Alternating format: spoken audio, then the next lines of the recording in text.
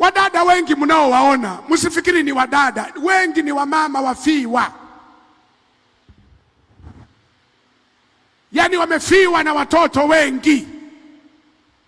Na wengine hata hapa naongea nasema, mchungaji umejuaje? Mimi mfiwa watatu.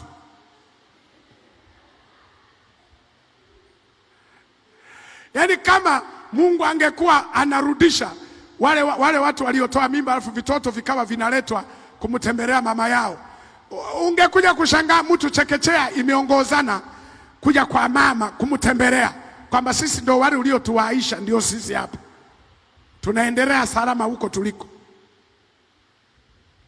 Wadada wangapi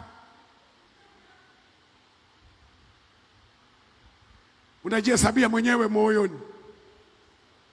Sasa mchungaji, form 4 moja, nilipokuja shule wa pili, chuo kikuu sikutaka kusoma na mimba, wa 3. Hata mpaka sasa naogopa kanisa likijua, wa 4.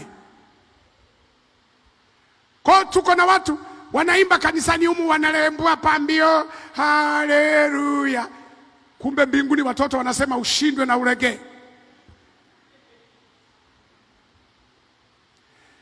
Na ni dhambi ambazo uwezi kutubu mbele ya mume wako, kumwambia mume wangu samahani, niliwahi.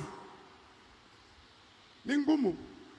Ndio zile dhambi wadada wanatubiaga chumbani tu, hamwambii hata mchungaji wala nani, baba umeiona dhambi yangu, nikiileta mbele ya watu itanichafua, nisamehe huku.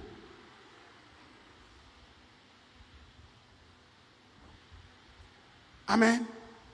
Maisha na utakatifu